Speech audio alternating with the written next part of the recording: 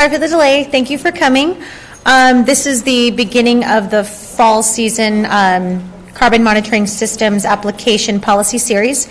And really quick, just some housekeeping. Again, we have some appetizers and hors d'oeuvres or some pastries for you just in the room next door. This policy series is an effort on CMS application. So we're part of the CMS initiative as a project, and what we try to do is connect the CMS science to stakeholders and to any end users that are going to be able to use CMS products for any kind of policy or decision making opportunity. Our speakers today are Christine Conn and Rob Feldt. So we're bringing to you the Department of Natural Resources for Maryland, and both Christine and Rob have been actively involved in forest management, essentially, and policy with DNR, but particularly with NASA Goddard and BWPFS, so the Baltimore-Washington Stewardship for Forestry. I always mess that up. Partners for Forestry Stewardship. It's a mouthful on the acronym, but it's a fantastic group of individuals that are looking how to use science data to really manage forests and do land management. Christine is the director of integrated policy and the review unit at Maryland DNR, and Rob is our forester, and actually two huge users at DNR who will explain to you how they're working with CMS and in particular the biomass product for any kind of policy or land management purposes. These sessions are also co-sponsored by the Joint Global Carbon Cycle Center, so thank you to them. We have coffee and appetizers. So without any more delay, we're going to go ahead and get Christine started to begin the talk, and then Rob will follow. And for taking questions on Adobe, we do have a lot of people following online. If you could please use the chat box to send your questions, and we will take your questions at the end of the session. And if you could also please sign in so we can go ahead and get a head count. The fact that this is co-sponsored really helps bring funds to our guests and our lunch and our coffee. So it would be nice to track who's joining our talks and address you personally. So with no more delay, Christine, if you'd like to come up. Thank you so much. And this is your pointer and your advance. Thanks. Well, thank you for inviting both me and Rob to come and talk to you today. What I'm going to do, just to give you a little context in what I'll be talking about, I'm kind of going to be addressing the big picture of the use of LiDAR data at the department and in other state programs to kind of give you that broader perspective. And then Rob will take over, and he'll really delve into some of the specific forest management issues that the LiDAR data and Ralph Dubaya's work has provided through the CMS program. So I'm going to do a brief tour then of how we use LiDAR data at the Department of Natural Resources. And I thought maybe it's not on. It was working just a few minutes ago. Oh, here we go. Now it's working. Being a coastal state and being the state that supports the majority of the Chesapeake Bay shoreline as well as along the Atlantic coast, looking at our shorelines is a key issue, a key management issue for the department. And not only the department, but this affects commerce in Maryland. It affects tidal wetland management. It affects some of our fishing industry. It affects other federal agencies as well. We deal quite a bit with NOAA on looking at shoreline change and change analysis. So all of this information that we're able to collect through LiDAR looking along the shoreline is critically important for navigational systems, for managing our wetlands. It's also fundamental to the state's critical area program, and if you're a Maryland resident or you know about the critical area program, what that program is that it provides regulatory authority to the department to regulate land use in the 1,000-foot buffer landward of shoreline. So in a 1,000-foot fringe along the shoreline in the Chesapeake Bay and the coastal areas, DNR has regulatory authority.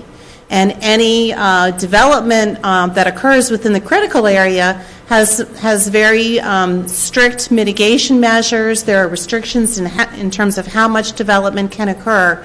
So knowing where that critical area is a key need for the department. And as you might suspect, with sea level rise and shoreline change, that 1,000-foot buffer does change. So having the elevation data to accurately map where our shorelines are is very important to this program. We're also looking at shoreline mapping and change analysis to help us improve our land conservation programs. So we've got one particular assessment that you see in the map in the upper left-hand corner that identifies areas that are important for climate change adaptation. These are essentially the state's wetland migration areas. This is where we anticipate to see wetlands in the year 2050 because of sea level rise. And as sea level rises, wetlands are anticipated to march inland. And we feel that this is an important factor to recognize in our land conservation programs because we're not just conserving land for today, but we're conserving land into the future. Elevation data, particularly LiDAR data, is extremely important. That's one of the forcing factors driving this model and helping us to understand where these future wetlands are. We also use shoreline mapping and change analysis for one of our habitat banks on Calvert Cliffs. Knowing how these cliffs behave is critical to understanding how we can protect this federally endangered species, the tiger beetle. And if you can take a look, it's covered up a little bit, but on the lower right-hand side, you'll see a shot of Calvert Cliffs and those gently eroding slopes. And these cliffs are extremely high. These gently eroding slopes is prime habitat for the Puritan tiger beetle. And there are also homeowners that live on the top of that cliff. So we manage this program to offer landowners an opportunity to purchase habitat credits in exchange for stabilizing their shoreline. So there's a trading mechanism at place here. But knowing how that shoreline behaves, what it's doing, is extremely important for protecting those beetles. Sorry. Yes? On the previous one, is it the potential areas where wetlands could go if there wasn't a road there or a house or? Mm-hmm. I mean, yeah, and we look at those barriers to wetland migration through this particular model. So we're looking at where there are ditches, roadways, where there's already existing development. So these are areas that still have potential today. We are looking at development patterns to try to minimize creating more barriers to wetland migration, and that's one of our planning applications. Coastal hazards and floodplain management, again, another ripe area for using LiDAR data. We need to know how our floodplains are configured, and we need to understand with increasing storm events and greater precipitation forecasts because of climate change, how our infrastructure will be impacted. And this is a shot of Annapolis during Hurricane Isabel, and it got pretty wet down there, and we're seeing some very heavily inundated areas along the coastline, and we will see this again.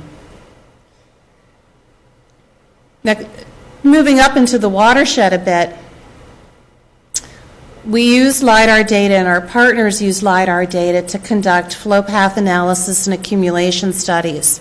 So having a more accurate assessment of where these flow paths are from an elevation perspective and being able to model how the water moves through these watersheds, collects on the landscape, and infiltrates into surface water systems is critically important for Maryland's efforts to protect its aquatic ecosystems and to restore the bay. And we'll use this information. This is more or less the analytical piece, and then we'll pull this into application tools. And this is a tool that we have on one of our many websites. We've got dozens of mapping tools for for program applications. This is our natural filters targeting tool. And this uses that flow path analysis along with additional information to identify areas that have the greatest potential for reducing nutrient pollution to the bay in respect to wetland restoration and forest buffer planting. So we use this to help target our limited restoration funds to restore in the most effective places. We use LiDAR data also for stream network analysis, which kind of goes along hand in hand with flow path analysis. We need to know where these streams are, to be able to manage these streams and to be able to manage the impacts of development on these aquatic systems. The state has a very robust stream monitoring program called the Maryland Biological Stream Survey, and this program is actually funded by a tax on residents' energy bills. And this tax, the Environmental Trust Fund, is used to evaluate the impacts of power generation in Maryland. So 15 years ago, 20 years ago, acid mine precipitation was a great concern, and it still is. We've implemented many controls on acid mine precipitation, but that particular impact was the impetus because it was an impact from power generation in neighboring states. That was the impetus to set up this nationally recognized stream monitoring program in Maryland to be able to evaluate the impacts of acid precipitation on stream biology.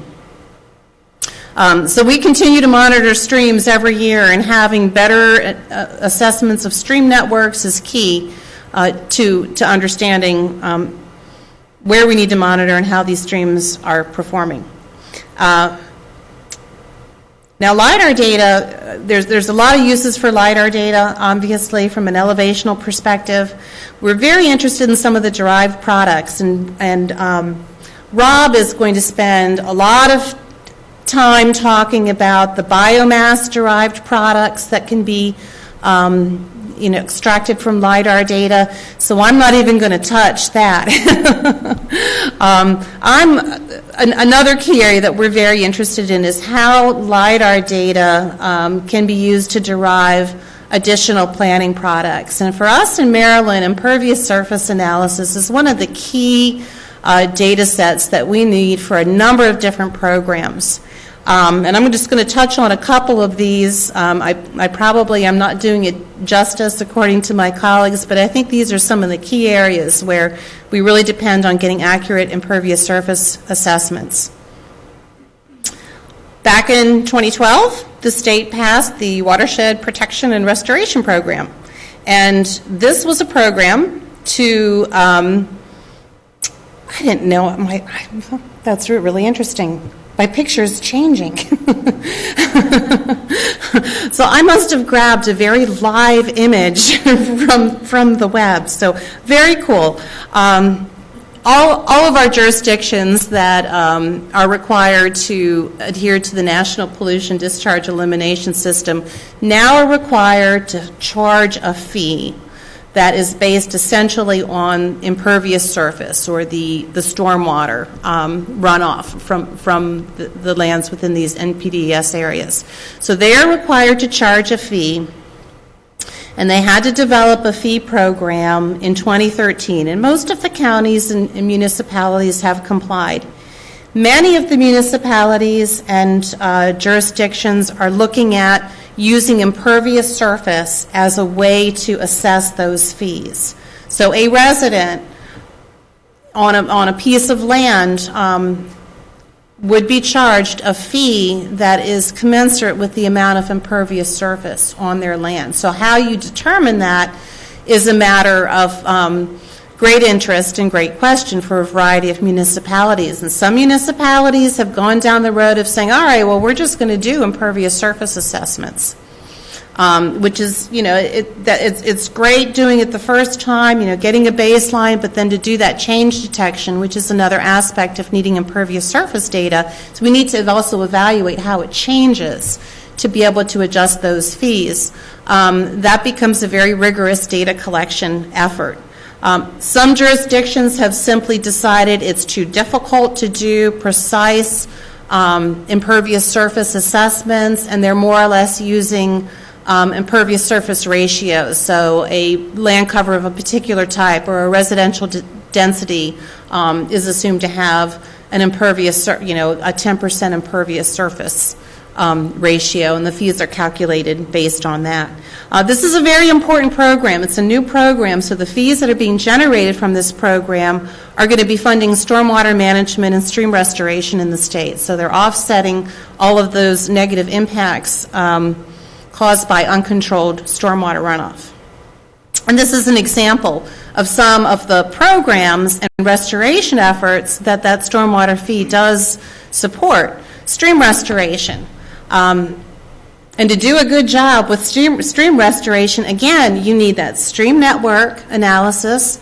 Impervious surface is critical. You also need expert stream biologists, obviously, to do the stream stability analyses and the geomorphic assessments to make sure, and to make sure that the design meets the hydrologic conditions within those watersheds. But again, another applied use of how LiDAR data and impervious surface assessments are important. An area that is near and dear to my heart, because I work a lot in planning.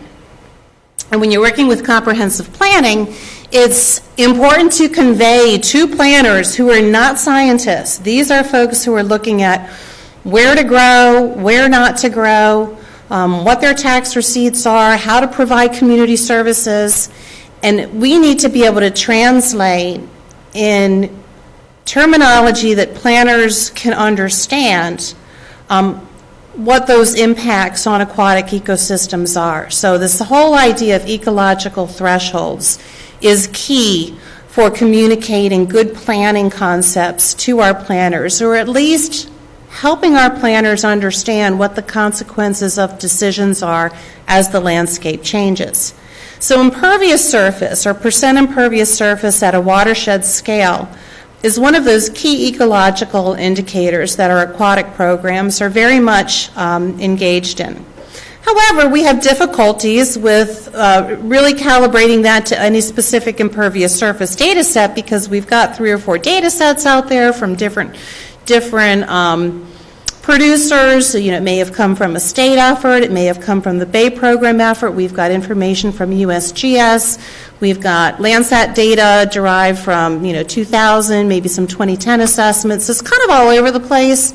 And having more refined impervious surface assessments at regular intervals that have been ground verified and ground truthed are extremely important for providing the validity and the verification on the ground that convinces our planners that these data are good. So anyway, this is just a kind of a standard chart that we use. So when we do go out and we work with the planning community, we'll conduct watershed impervious surface assessments and evaluate where they are on this threshold. And if they've got high value resources such as brook trout or some of these pollution sensitive invertebrates like the giant stonefly, we know that if they hit an impervious surface threshold greater than 5%, those species will disappear. And we do have that kind of information. So those are some of the, kind of data-derived decision-making recommendations that we continue to develop in the department and try to get to our users. We use the same information to help establish where we're going to conserve land. This is the green print map. Governor O'Malley asked us back early in his administration to publish a map in terms of where we were going to preserve land. And this is the green print map, and this green print map identifies the state's most ecologically significant lands and waters. Impervious surface data, thresholds, and high-value watersheds go into this assessment to help us identify where we're going to get really the biggest bang for our buck. Where is it most important to conserve? And let's focus our money there. We also have a pretty robust LiDAR collection program, so I would encourage any of the researchers who are interested in doing work that you probably want to connect up with the technical folks in the state. And I'm not one of those technical folks that deal with the data collection and processing of LiDAR. I'm a user and more along the lines of, looking at policy at this point.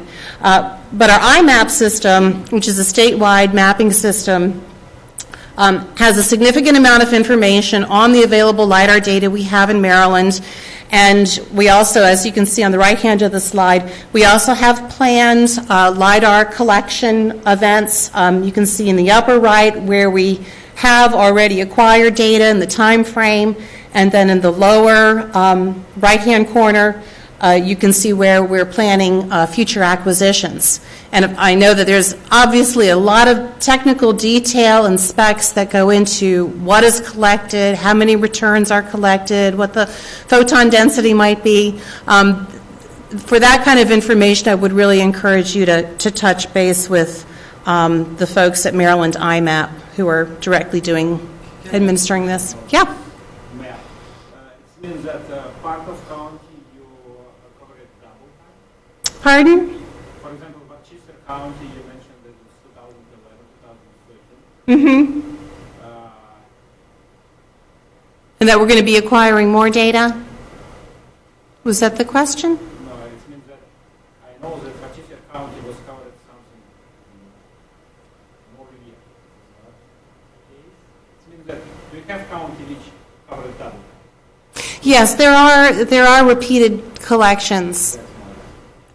And I'm not certain why. I think certainly part of it is change detection and to look at changes in shoreline, particularly along the coastal counties.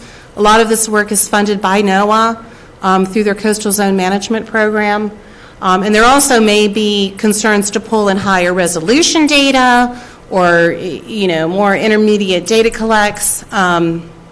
There's probably a variety of reasons, and I'm just not certain why. It looks like if you follow your planned acquisition, whole Maryland will be covered 2 times. It's very important. Mm-hmm. Right, absolutely, and we want to be able to, for change detection. It's useful to have baseline, but if we can't evaluate how our lands and waters are changing, then we lose the ability to really manage and adaptively manage. So it's very critical. Some states do like a statewide assessment, though. So you're not getting wall-to-wall Maryland like 2004 or 2010. You're getting it over multiple years as you can, right? It's a piecemeal effort. I don't know if. Kinds of LiDAR data, different kinds of instruments, different. From what I understand, the history is a bit of a patchwork. There have been some counties who have paid for the LiDAR collection on their own dime. Sometimes the state has done it. I'm not quite sure about the details, but anecdotally I've heard that it's not all the same, and it's not edge to edge in Maryland. For example, since NOAA pays for a lot of this, they're only interested in the coastal counties, which are 17 out of the 23. So we're not getting NOAA-funded collections in Garrett County, for example. So, and that pretty much wraps it up for me. I want to make sure that Rob has time to talk about his work.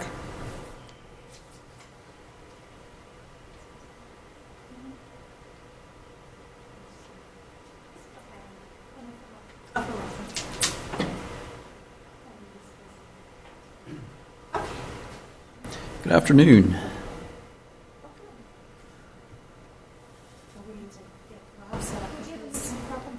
That's all right. For you. 1 second.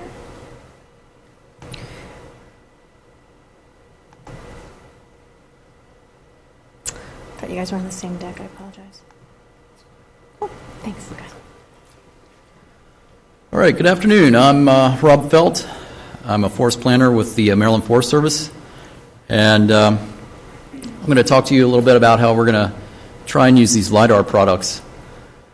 So you're looking at some near old-growth forest out on Green Ridge State Forest there on the left, and then there's a nice aerial of the forest and the headquarters there out in Allegheny County, Maryland.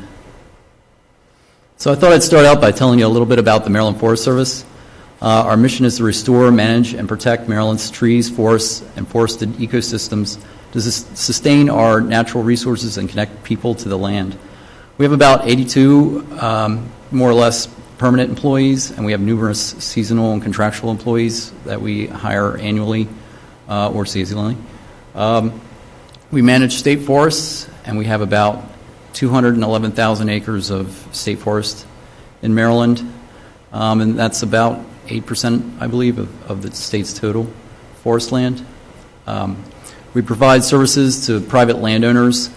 Our foresters, we usually have at least one forester per county, and we will send them out to work with private landowners writing stewardship plans. And one of our primary tools is legislation. So, Maryland's forests, in 2013, the USDA Forest Service estimated that we had about 2.46 million acres of forest. This is about as much forest as Pennsylvania has in public land ownership. Just to give you some idea of how precious it is to us, about 76% of Maryland is private. Maryland's forests, rather, are privately owned. And the most common forest type is oak hickory. So Maryland's state tree is the oak tree. So, and since 1970, we've lost 300 to 350,000 acres of forest thereabouts, and that's about the size of Worcester County, Maryland, where Ocean City is. So here's our estimated forest loss based on Maryland Department of Planning estimates in the blue, and this is by thousands of acres. And I believe their estimates are within about 10%, a 10% error. I know that the USDA Forest Service, they would conduct surveys periodically. The points in red, one was in 1986, there was another in 1999, so they would do those every few years. And those estimates are usually within about 2% error. When you get down here, in 2004, USDA Forest Information and Analysis, Inventory and Analysis Division began measuring their permanent plots in each state. They would do about 20% each year. So every 5 years we get a snapshot of what Maryland's forests look like. So that's why we've got a lot more points down here. As you can see, it's been declining. So we have about 8,000 to 10,000 acres of natural cover fires each year, which our service foresters will often respond to. This is not all forest. A good bit of it is marshland, particularly in Dorchester County. Forestry is really important to Maryland. It's one of the largest employers, and this number is a little old. We said it was about 18,000 a few years ago, and now I think it's, in 2010, they estimated it's down to about 13,000 jobs. And we have no national forest. Many states do, but we're one of the ones that don't. So in 2013, we passed the Forest Preservation Act of 2013, which the goal is to have no net loss of forest in Maryland, and it sets that goal at about 40% canopy cover statewide. So how are we going to do this? We're going to have to plant a lot of trees and replant a lot of areas to keep up with the loss of forest. So this is where LiDAR starts to come in, and change detection. So this is the University of Maryland tree cover data that was delivered to us in red. This is to the northwest is Baltimore Washington International Airport. We have I-97 running north and south, and then Route 100 running east and west. And this is the tree cover data. In particular, look at this area down here, and there's another area here. we wanted to figure out how can we keep this data refreshed if we don't get LiDAR data on a regular basis. How can we determine where we're losing forest in the state? The USDA is telling us that we're losing a certain amount each year. So where is it? And sorry, I'm getting a phone call. Kind of inconvenient.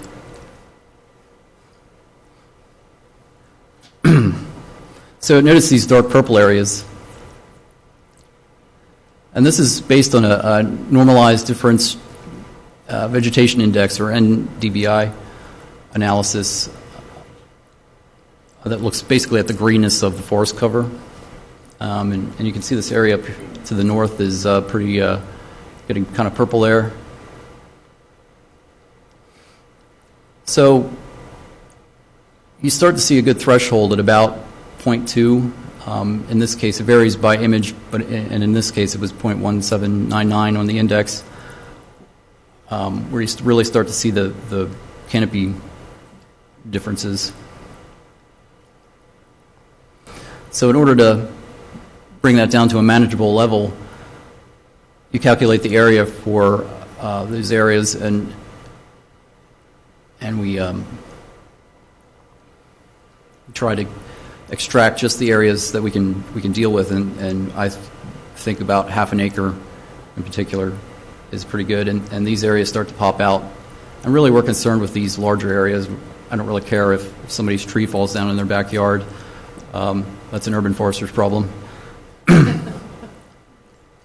Also note the area to the north right next to the airport is still there. So this is actual tree cover loss. There's another area over here that you can't see to the right, or rather forest cover loss. But this up here isn't. It's some anomaly. So based on the imagery. So now we have a nice cleaned up image. And imagine this image is from 2013 or 2015, and we don't have new LiDAR coming in to show us where that change is occurring. This would be one way that we'd be able to see that. So the USDA Forest Service has a specific definition of what forest is. And basically it's an acre with 10% tree cover that's at least 120 feet wide. And this is from their field guide that they use when they go out and measure their permanent plots. So I came up with this model to try and sort the tree cover from the forest cover using the ArcGIS Esri Corporation software that we have. It's really great stuff, and it's really come along in the last just couple of years where the automation potential is, the automation tools are fabulous. So on the left here we have 2001 USDA Northern Research Station forest cover layer that was delivered to us a number of years ago. If you compare that with the one on the right, this would be the University of Maryland data. It's still pretty good. You still have most of the larger forest patches. And it was helping us for a number of years to get a really good understanding of where the larger forest patches are occurring in Maryland. You can see this area here, all the way at the bottom, has changed. And those larger patches come in handy when you're trying to manage for birds, particularly forest interior birds. Many of these bird species can only really breed in large, very large forest patches away from breaks in the canopy.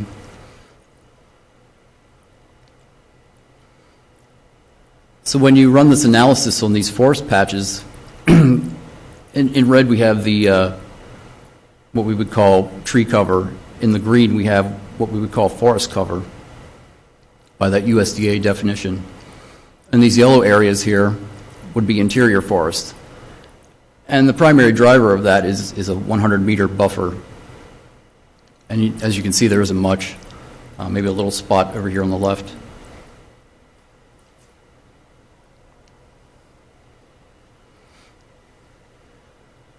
So when you run the, you apply the methodology, you can pick out these larger patches here using the high-resolution forest cover the University of Maryland gave us. We pick out some of the good spots, and then this black hashed area is the analysis that was actually done by the Maryland Wildlife and Heritage Service in 2012. So you can compare the differences. This area is to the upper right may or may not show up in an analysis if we use the better data. It still does a pretty good job of finding those larger spots. And then these patches also receive a rating based on their proximity to water, how large are they. And so this one would get a much better rating than, say, this one up here next to the airport, which is probably pretty loud over there with all the jets. I don't know that a bird would really want to live there anyway. So another example of how we can use this data is sort of the opposite of that, I guess. Golden winged warbler, I don't think they're an interior dwelling bird. Don't quote me on that. But they like areas of forest that are between 10 and 20 feet tall to breed in. So a byproduct of, well, really the primary product that you get from the LiDAR is the tree heights, or the height data, which allows us to find the tree heights. And so looking at this data, we're going to say these yellow areas are probably maybe in the 10 to 20 foot range. So a golden winged warbler would prefer these areas. That was just an example. They don't really nest this far to the east.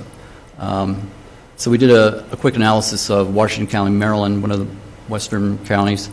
We found some areas in particular, and then we shot this off to our forester that's working on that project out there to help him identify some areas where he could work with some landowners.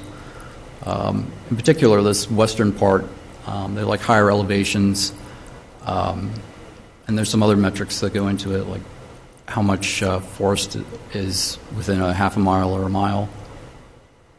So those are all important. Another really important thing that we do in particular is look at riparian forest buffers. And I'm really glad that Christine was emphasizing the point that we need really good stream lines. So imagine, if you would, that this is a buffer. The minimum is 35 feet that we like to see.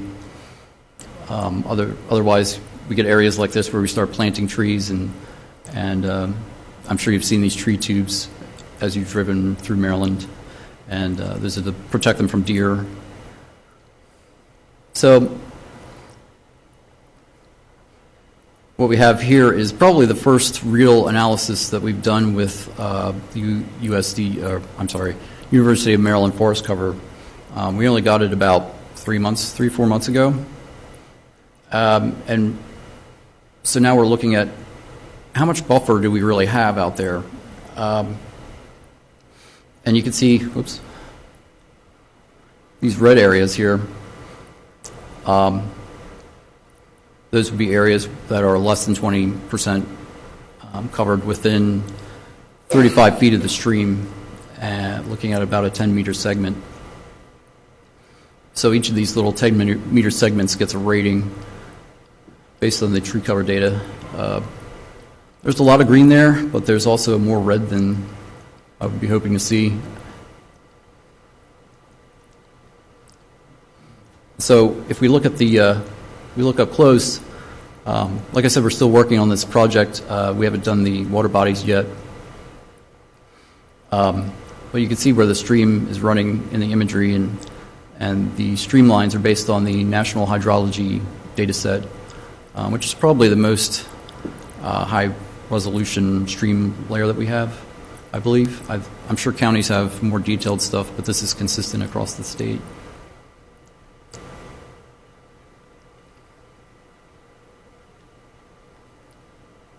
So, another project that we're rolling out is lawn to woodland. So basically, you have lots of landowners in the state that are mowing acres and acres of lawn every week. And they're doing this because zoning in particular areas have restricted the development to nothing less than maybe 2 acres or 2 to 5 acres in a lot of cases. So the developer comes in and cuts down trees, builds the house, and then the landowner moves in, and you're looking at buying a gigantic lawnmower to mow this lawn in however many hours it takes.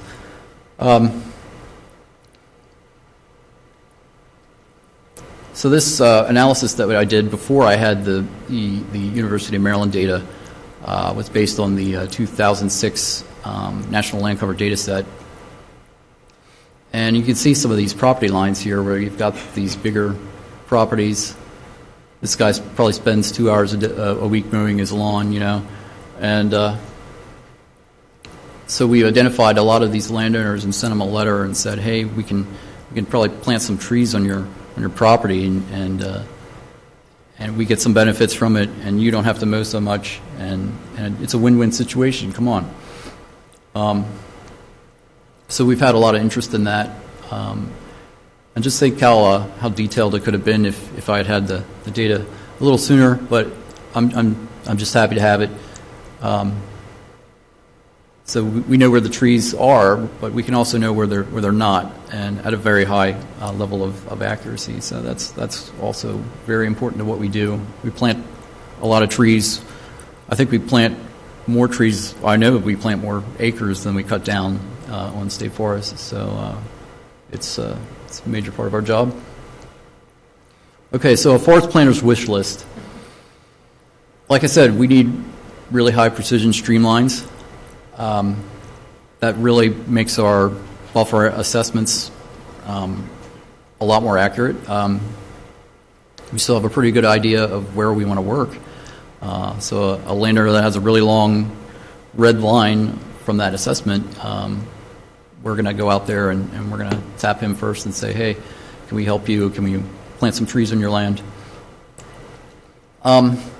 So we know where the trees are. So can you tell me what the trees are now? What species are they? That would be amazing to have. I think in some cases we can do that, but can we do that at the state level?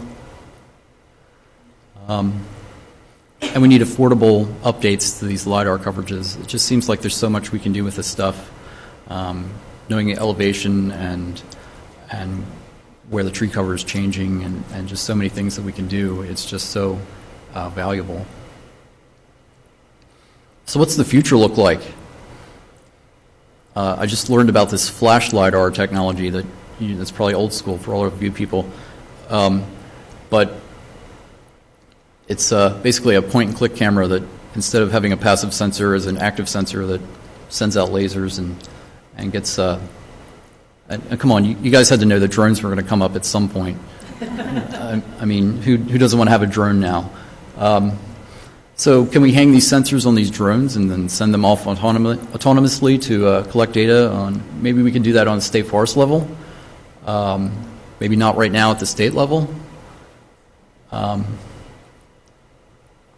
And then it sort of cut off my text here. Do we have like one space-based laser that can do this for us? Or do we have a gazillion drones that we just send out? Maybe you guys can help me with that.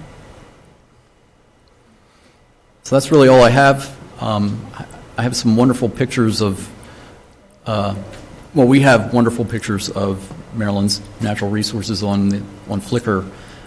We have this contest every year where people send in photos, and we have some really talented people in our state that love our natural resources, and the photos are just fabulous. So I apologize. I should have put more on here. But all right, so any questions for Christine and I?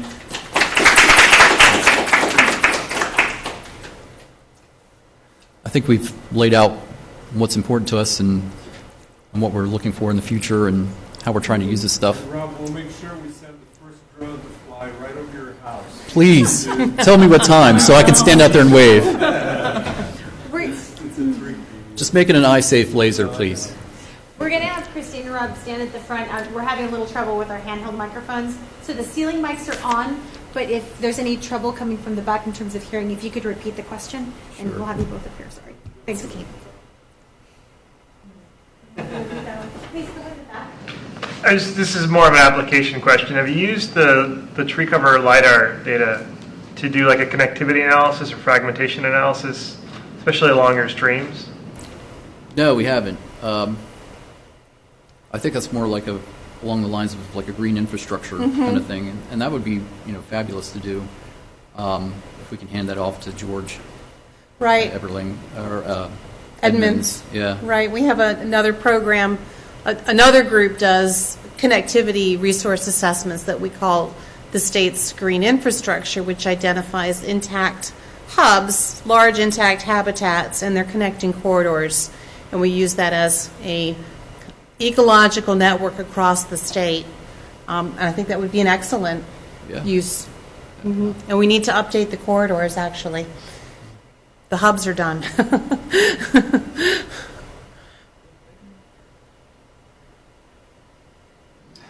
For different county, you use or collect data with different type of LiDAR. Just a county and how county have different type of LiDAR, different level of penetration of trees. And also LiDAR data collected between last snow and first leaves, but at the same time they catch leaves, etc. How we handle this situation? You're probably going to have to speak up a little bit. I'm sorry. Okay, first question was about different type of LiDAR. And the second question was about different time of collection. And how we handle that. The variety in both in the time of the data was collected, the different years, Mhm. and essentially the different methods for collecting the data, leaf on, leaf off, and the seasons. So aggregating all of this into what's important for you. Well, I don't think they have forestry in mind when they collect the data in the first place. They were more interested in getting the ground elevation, so I believe they probably flew it during leaf off. That would be my guess. And the point density was probably not that great from a forestry standpoint. I'd like to see some more points and sort of give us an idea of what the structure is from the top of the tree to the ground level. But that's time and money, and you're right. It was fragmentary. It was piecemeal between 2004 and 2011. I guess we had many counties fly LiDAR at different times. I know in Garrett County they lost an aircraft, so they had half of the county completed, and then they had another contractor come in and complete the rest of the county. So it may be different even in that county. So it varies. And having something consistent would be nice. I know the methodology that was used was consistent across the entire state, but having the data tailored for forestry would be amazing. And then there's that challenge of piecing it all together, which is not something that typically occurs in our agency. I think that's a technology need that we have, is how you pull it all together and how you analyze it, from a statewide basis to put together an entire picture. Right. Yeah, and Ralph and the analysts have done a fabulous job, using the data in a way that probably wasn't intended in the first place. So. Well, to comment on your point, with regards to the different type of data that are available, especially for DNR, the feedback that we've been getting, DNR is one of the primary stakeholders that we use for the applications component. The feedback we're getting, we're essentially moving up and trying to see, is there a way for continuous, consistent LiDAR to be funded at the state level? Because it's obviously more than one application for it. So can we move it into the governor's office? Can it go into a particular policy budget? What's the best approach to move this technology to be a statewide wide sort of benefit. And with the communication and the feedback we're getting, we're learning how to frame these questions appropriately so they're presented correctly, and we can actually leverage the need of state and the policies, so this can hopefully one day we get some funding for it. So it's an issue, and you guys have been great about it. Yeah, I'm coming, and maybe you can't, I don't know if you can answer this, I'm coming more from the interest in the impervious surface aspect of it. And I mean, one of the big issues we have is when you have, and I'm sure you have all kinds of problems in your assessments of tree cover, when you call forest, when you have impervious cover and you have trees that overgrow or shadow on the impervious cover. And it seems to me that that would be a really good place to connect sort of the satellite or air view from the top, where you can't see them underneath the tree, and the LiDAR. But my question is, so from your LiDAR data sets, can you tell if there is some kind of hardened surface under the canopy?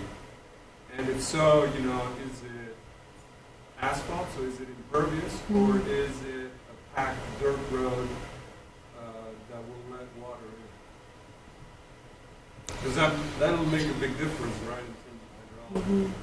Certainly. I haven't really looked at that. I'm not sure if you can. I can certainly see roads in the LiDAR imagery, and I know that I don't always have to use imagery that's leaf on. I have leaf off imagery that's available, and that facilitates the image classification.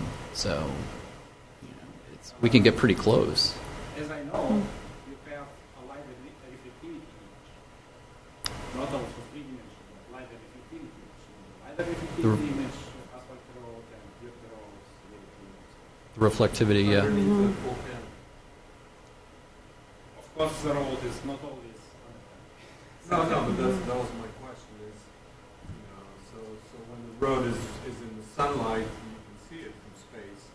When it's covered, you underestimate quite a bit, and so that was kind of the. I mean, particularly when you're taxing people, you're starting to get into people's I'm sure there's a lot of complaining about. No, I don't have that much impervious cover in my land. And I know with some of the counties that have looked at impervious surface assessments for stormwater, and I think this is what Howard County did. They just did heads-up digitizing. They just, digitized the roads, the rooftops, the sidewalks, the parking lots. Very time-consuming, but they felt that would give them the most on-the-ground accuracy. And of course, they have constituents that they have to justify those assessments with. But I from aerial photographs or something. right. But even then, it's tough to see. Just remember some houses where you have high tree cover density, and you have a lot of buildings underneath that Yeah. you can really see the shadow. I'm sure University of Maryland has it all figured out. They're working on it, I'm sure. Yeah. And that's one of the benefits of working with the universities, is because Rob's one of our unique people at DNR. There's not a lot of people that have the kinds of remote sensing analytical capabilities that Rob does. Most of the staff at DNR are out managing the resources on a day-to-day basis, and they need derived, now synthesized products to do their management with. And we're not, most of us aren't sitting there, detailing and analyzing the LiDAR data. So having partnerships with federal agencies and universities and grad student projects who can work and produce, data layers that we can use is absolutely critical for us to use the data. Actually, Rob's analysis is feeding into impacts and trying to speak to what is the value of the data that we're using and of the remote sensing, and how can we better develop products so they can address these particular concerns at a particular scale. So it becomes a scaling issue. And I think bringing in awareness to how Maryland DNR operates and what they look at and what their needs are, I would hope is informative to figure out what other data we can feed into the system and really kind of highlight the science through the application. I wasn't I'm poo-pooing not anything. This is great. This is great. Yeah. You know, to have an inventory of the state Yeah, no, it's level, really great. LiDAR, and other data sets. It's been really fun. Yeah, and you've articulated some of the challenges in using that data, and we feel that. Here on this side are trying to generate the same thing from a satellite level scale, where you have other challenges and other problems, and so I think there's some really nice opportunities. Yeah, we'd love to hear about it. I mean, just getting feedback in general from both sides, I think is really important. Yeah. Now that I feel more comfortable asking Is Ralph some left? very naive questions, considering Ralph is left the room. He's not there to mock me. I can mock you. Yeah. This is being recorded. We can all mock later. For something like impervious surfaces in a frankly really highly urbanized state like Maryland, where there's nothing really remotely wild any place in the state. What about other layers? Just like from open map or something like that. Don't we know where all the roads and parking lots are at least within 6 or 8 months in time frame from sources like that? Does IMAP integrate that already into their service? I don't expect you to answer for IMAP, but I know they don't they have multiple layers as well. We do have multiple layers, and that is one way of assessing impervious surface. It changes, and I think that's one of the areas. And I've talked with some other folks about this. I don't know if we've talked about it, but in certain watersheds where you don't have any development occurring, you may not need change detection there.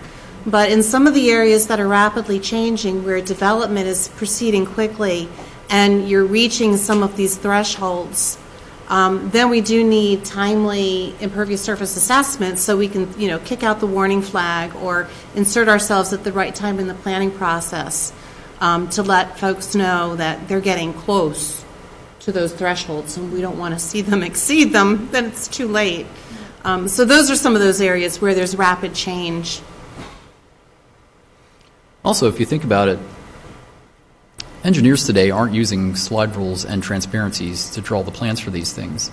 They're using CAD, and all of those files they've become shelfware after the project's done. Maybe we just need to ask the right people for these files because we can use them in the GIS software. So.